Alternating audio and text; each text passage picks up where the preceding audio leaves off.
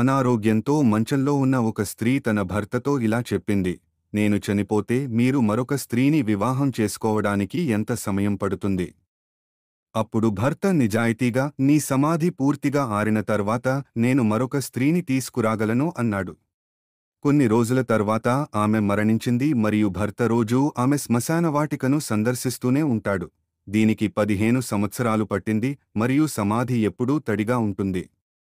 ఒక సాయంత్రం అతను శ్మశానవాటికను సందర్శించినప్పుడు మరియు అతను ఖాళీ బకెట్తో సమాధి వద్ద తన బావను కలుస్తాడు. హే బావ, ఇక్కడ ఏమి చేస్తున్నా? అప్పుడు అతను నా ఏకైక సోదరి కోరికను నెరవేర్చడానికి నేను ఇక్కడ ఉన్నాను అని, ఆమె సమాధిని తడి చేయడానికి నేను రోజూ ఇక్కడికి రావాలని చెప్పింది. నీతి: స్త్రీల మరణంలో కూడా వారితో జోక్ చేయవద్దు. వారి అసూయ ఎప్పటికీ అలాగే ఉంటుంది, చనిపోయినా కానీ.